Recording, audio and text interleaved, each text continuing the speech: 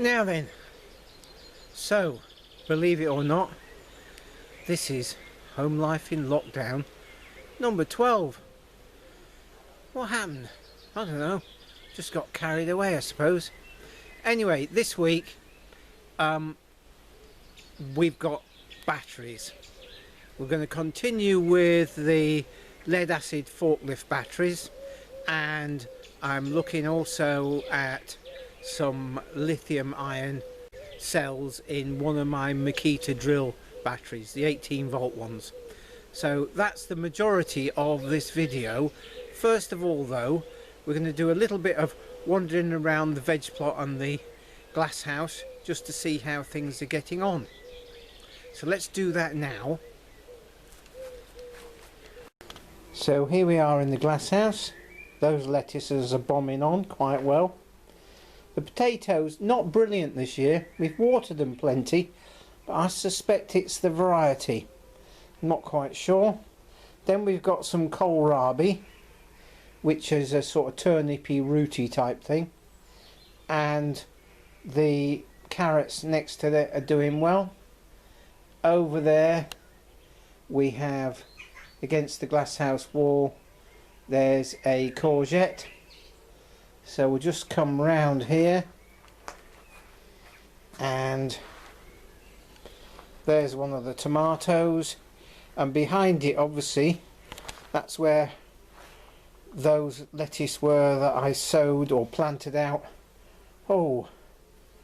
quite early in the series. Well, they've all been eaten, gone, and I've just got to wait until this, that is a purple sprouting plant. Wait for those seeds to mature and collect the seed. And round here we have a cucumber, more lettuces, and more tomatoes. As you can see, they're doing quite well. They've just been watered. They're about 16 inches high, and as you can see, we have a first truss of flowers there, and some of the other ones have got 2 lots of flowers on. And there we go. And this thing here, that's carrot, so we're waiting for the seed to set on those. So there you go, it's all coming together. We've got more lettuces there, and the older trees are coming on. They must be 3 inches high, 3.5 inches high now, which is great. We'll have a lot of older trees. Right, out into the vegetable plot. So this is the carrots, the 2 rows of carrots that were sown in loo roll tubes, and they're 4 inches high now, so that's pretty good. And next to it is beetroot, and over there is the beans, and they're racing up the poles. And the bee borage is still doing bee food, which is great. So these are the leeks, 8 to 10 inches high, and grass cuttings as mulch around them, because we're still having this amazingly hot and dry weather, and it continues, which is great in a lot of ways, but it's holding things back to a certain extent. And we've got more foxgloves here, and there is the broad beans. We should be getting beans on those shortly. And coming down, we've got the gooseberries. And speaking of berries, I'll just show you. Oh, here we go. the raspberries are starting to show some fruit. The bees were enjoying the raspberry flowers. And let's have a look at some other berries. And the chive flowers are still flowering. And if we come down here, looky there. We've had a few strawberries already. A few days and these will start to redden up. They haven't been doing too badly. And here we have the first strawberries of the year. Brilliant, eh? We didn't have any strawberries last year because the deer got to them. Hence we got the fence around the vegetable plot. But another interesting thing is Jerry's latest basket. And what is it? It's going to be a sewing basket. Right. It's got an older cone as the knob for the lid, and there it is. And then I'm going to pad it, the lid and the inside, for the needles and threads and things like that. And what's with the pattern on the lid? It's kind of like a tree. It's actually a bit like willow. Tip it a bit more. It's a bit like willow. Right, so it radiates from the older cone. The older cone. Yeah. There you go. And the bottom's the same.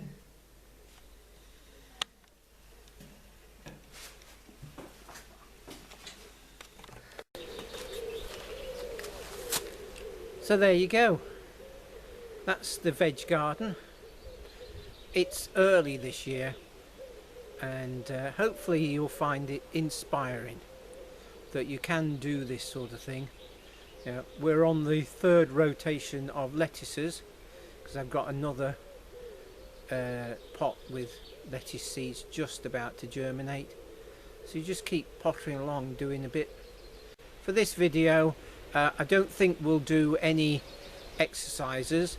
I would ask you just to continue and look back at number 11 and follow on with the exercises.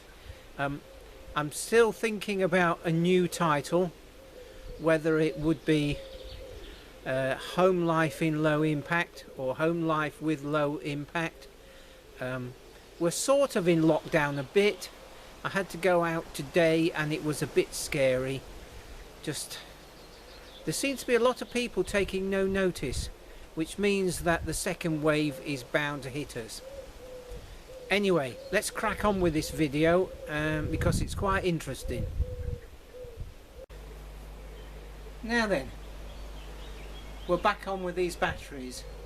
It's sort of early evening and I'm taking the opportunity whilst the onshore breeze is slowing down to catch this video, and also without being in full sun. It's quite tricky because at these days where we have very hot all over the country, it causes those onshore breezes and then it gets in the camera and all sorts of things. Anyway, enough of that. We're following up on these 300 amp hour 2 volt forklift batteries that we were dealing with last time. Now there's a lot to tell you. First of all, as you remember from the last video, we started charging them in 12 volt packs. Great, not a problem. They were accepting the charge. Now, you remember I was cutting the baskets off these tops so you could get down in there and see the electrolyte level. Well, when I'd finished editing, I did some more work on these and I realised that the electrolyte level was at least an inch, if not an inch and a quarter, above the plates. And for batteries that were flat, because they were 1.8 volts, that's not right. That's not right. Because, now just, some people will know this, other people don't. As the battery, a lead acid battery goes flat, the strength of the acid reduces to the point where it's so low that it's very close to water, and in the winter at that state the battery will freeze. Okay, so alongside that you've also got the fact that because the strength of the acid is reducing, the actual volume of the acid electrolyte reduces as well. So with these batteries that had an auto top up of the distilled water, if you get a battery or a series of batteries or series of cells that are reducing in charge, seriously reducing in charge, then the volume of the electrolyte goes down and the automatic top up continues to top them up, thereby making the electrolyte even weaker and making the job worse. So I think that's what's happened with these. So virtually after that video I was doing the editing, I came out here and removed as much electrolyte as possible, because it was so weak that it was right at the bottom of the red on the hydrometer, so the float was hardly floating. So I removed loads of electrolyte and kept charging to the point where the bulb that I was using to remove the electrolyte was just sucking air. Okay, so we were charging at about 10 amps ish for quite a few days, and of course we're only charging during daylight hours because we're working off the solar panels that are feeding into the grid. So we're not actually drawing power out of the grid, we're running off our own panels and grid inverters to run those chargers. Anyway, so the level of electrolyte started to come up, and so did the reading in the hydrometer. And there was a point where I actually removed a bit more electrolyte and continued to charge it. Now they're all about 1250 or 1260. They're all even, which is great. So I think that these cells are going to be good ones. Yeah. So and of course we need to confirm that, and I've left them for about 4 days without any charge going into them, and checked them again, and none of the specific gravities have gone down, which means that they're not self-discharging. So that's a good test, because another test would be drop testing, which we'll come to in a minute. But I've got something interesting to show you about a charger, and it's over here, and it was a big, I got hold of a big transformer and rectifier quite a few years ago, and I built this big charger that actually helps vehicles to start. You know, it gives 60 or 70 amps, and then when you wind the starter motor it gives even more, which is great. So to kickstart these batteries, I did actually, just for a short while, try this big charger, and we'll see it in a moment. And anyway, it's just an interesting thing that not many people are aware of. I actually reduced the output of this battery charger, the big one, by putting some nichrome wire resistance in series with one of the DC cables. So, you know, to some people that's obvious, but to other people they're going, what? So I'm just going to show you, just as a demonstration. Right, I'm behind the camera now.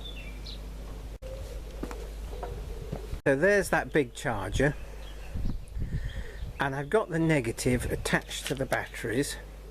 Let's just see if we can get this. So there's the meter in view. So there's the negative, there's the positive.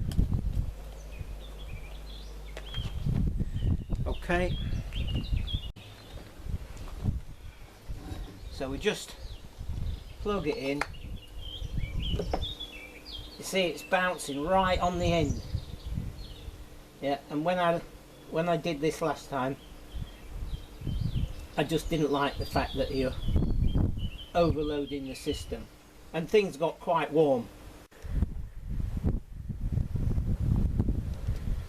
So we'll unplug that. Now then, here we've got some nichrome wire. You recognise this stuff. Can you see? Yeah, you can. Okay, so what we want to do is that positive. Where should we put it? About there? What I'd like is it's a pair of wires in parallel, so the power can go down either one. So that wants to go to positive there. Now that nichrome wire will get warm. Let's just hang it up there.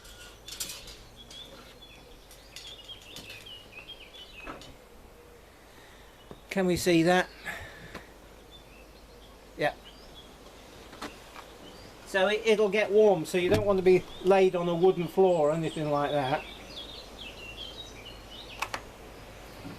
There you go, you see? 25 amps.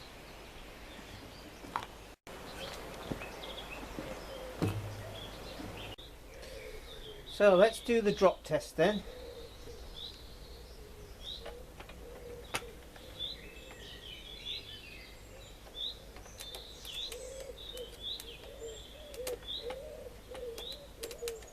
There. See, it's a 1.5, which is good. And I wonder if we can just zoom in. Okay, you seen that? Good. Right, here's an interesting thing. I made another one of these drop testers, and I set the meter up on the power supply with a resistance. Everything's great, and I sort of guessed the length of this resistance wire. It wouldn't work properly. Yeah, it would only come to about here, and I'm thinking, what's going on? Anyway, I just left it because I was busy doing other things. And then recently I thought, I'm just going back to that, and I put my clamp meter round one of these posts, and lo and behold, it was drawing 350 amps, which is far too much. So what I've done is I ground half of the resistance away with the angle grinder. Yeah, and effectively what that does is it increases the resistance, so less power is running through there. This now draws about 200 amps, which is a lot better. And of course these are handed because the meter is only one way. So let's just see if we can show you this in work now. It's still... There you go.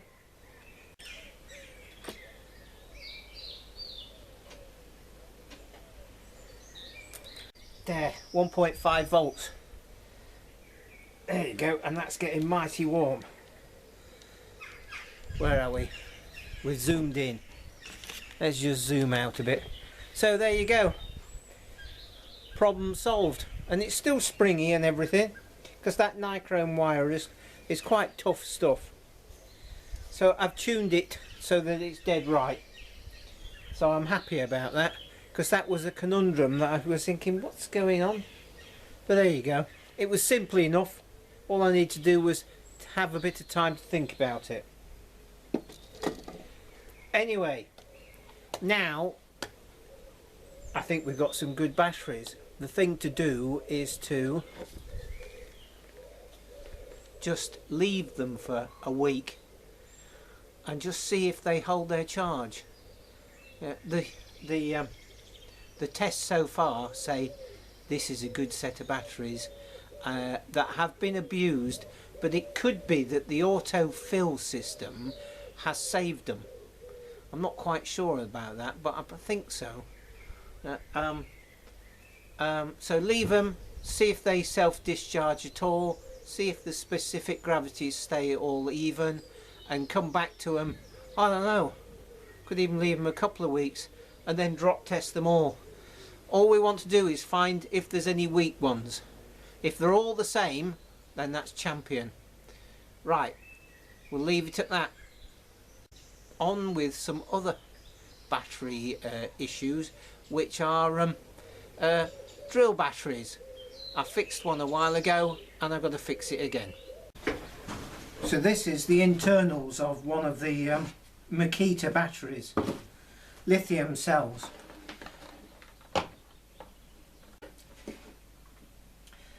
And we'll just check the voltages. Let's try this end.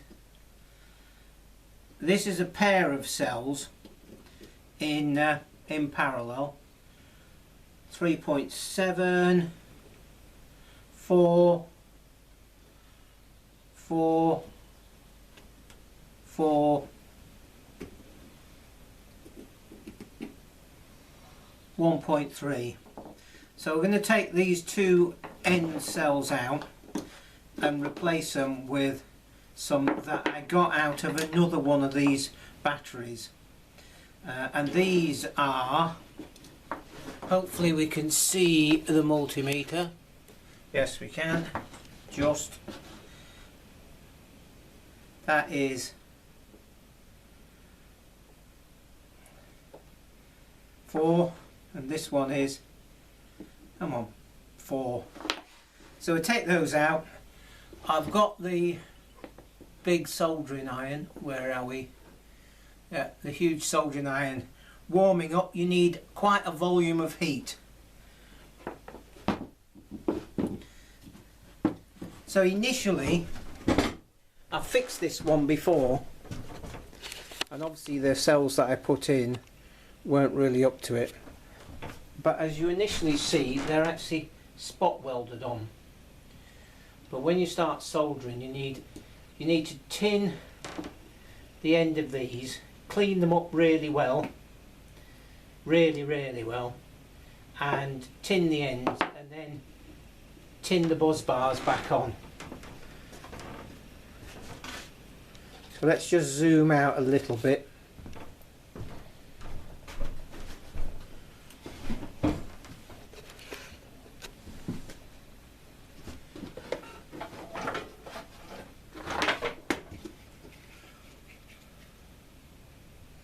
So let's just see, we're just starting to get up to temperature, but I want that to really be quite warm, so I'm going to leave that for a while. And where are these? Right, these want cleaning up really well. And I've got a bit of 80 grit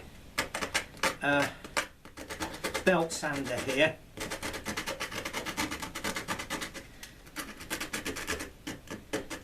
If you clean them up really well, it just means that you don't have to put so much heat into the terminals.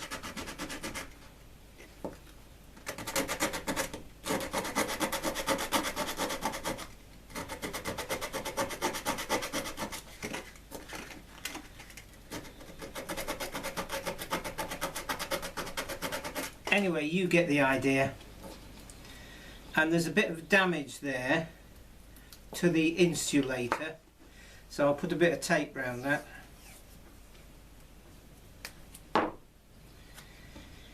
Knowing full well that I'm going to ignore the colour.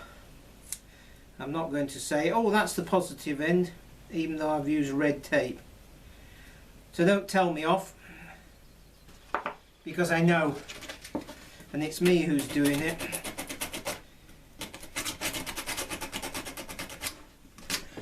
You often get people who make quite aggressive or arbitrary comments, and then when you look at their channel, there's no videos on their channel.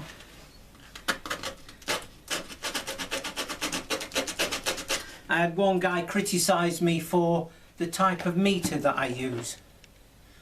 Yeah?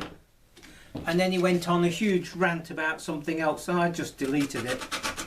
He goes, "You have no right to dictate to me what sort of meter that I choose to use. You might very well be some decadent so-and-so who can spend £100 on a meter, but I can't."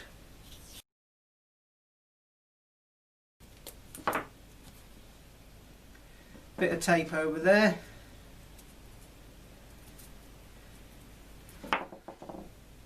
Right. How are we doing? Well, we're not too bad. I think we want a bit more heat first. Tell you what we can do. We'll just try and remove this buzz bar. Whee! Bit of a spark there.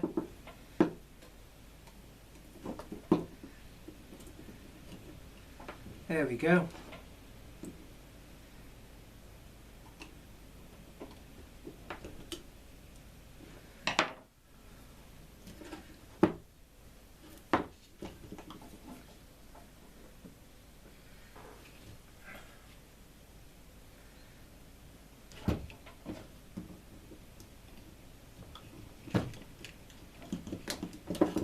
That's one gone.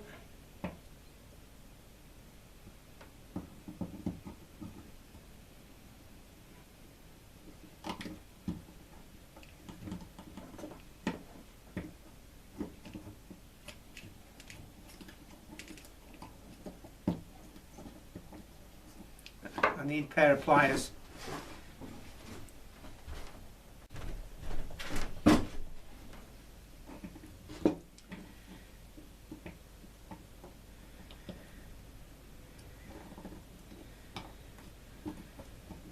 There we go.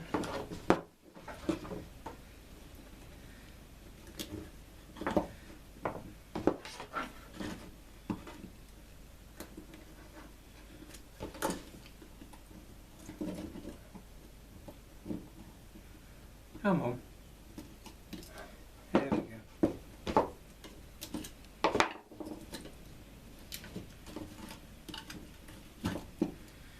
Right, it's negative this end.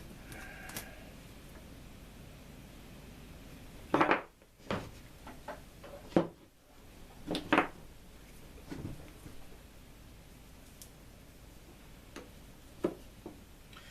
So they're the positives, so it'd be negative the other end. So the negative the other end would go to the positive this end, that end, and there we go.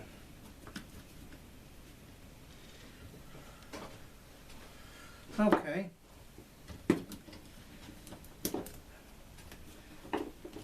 Bit more tape just to hold that in place.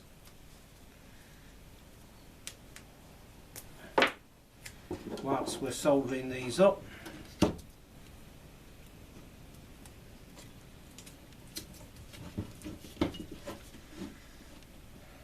There we go. Let's just zoom out just a little bit.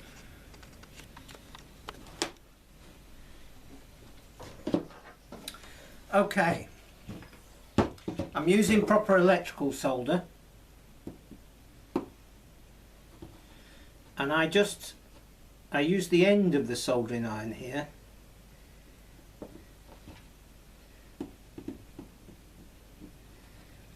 to localize the heat as much as possible.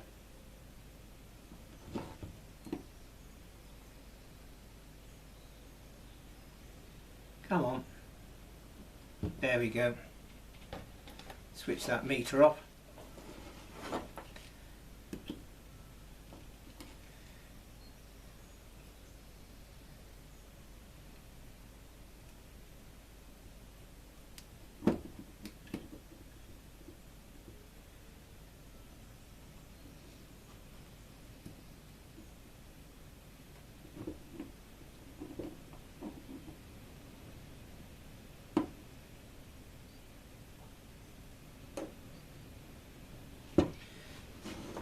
Right, let's put that buzz bar onto there.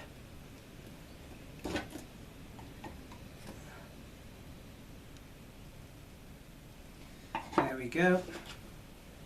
And then this wants to go across there.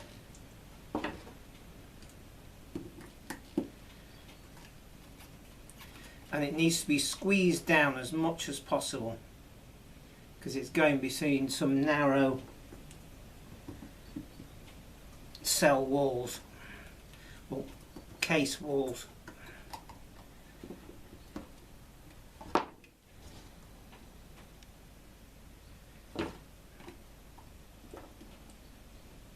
There we go.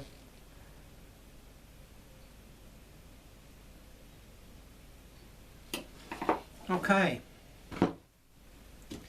flip that over, and then all we need to do is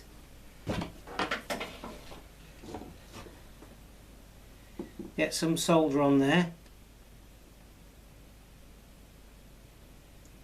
tin them, and tin this one.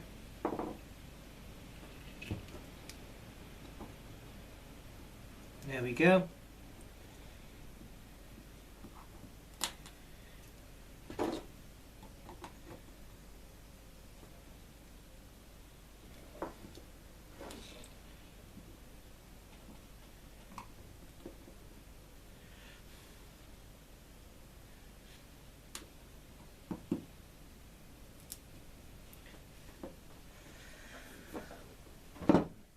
And that should do. Now, a moment of truth. Cell voltage across there. What does that say? 19.8. Very good. We have got 4, 4, 4, 4, 3.7. That end one there, what I'd like to do is charge that up separately on the bench power supply, so I can bring it up to 4. Then we've got 5 4s is 20 volts. If we leave that one low, if you use the standard charger, it would there'd be an imbalance, put it like that. And then if you use this cell to right to the end of its capacity, then this cell on this end, or pair of cells, would be discharged even more, even to the point of reverse polarity.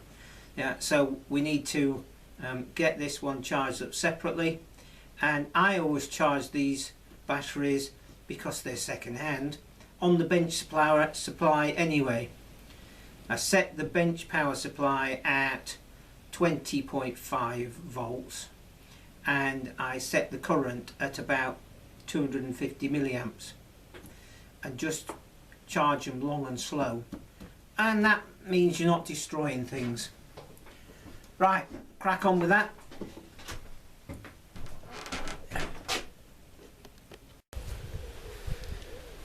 So I think actually I've changed my mind, and we will do an exercise, but it's a meditation exercise. It's designed to use all your brain, so you can't think about other things. So we're going to stand back. Okay, that's better.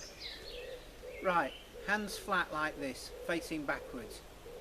Alright, now what you do is you bring this hand up like this, okay, with the palm facing you, facing your chin almost, yes. Then you turn your hand like that and you go down. Okay, having gone down at an angle like a chop, then you go palm facing downwards and bring it up to face your chin again. Down, round, down, round, down, round. Okay, so this hand comes round, the palms facing the chin, spin the hand like that and down. Okay, round, down, round, spin, down, round, spin, down. Okay, practice that and then do this. And you have to think.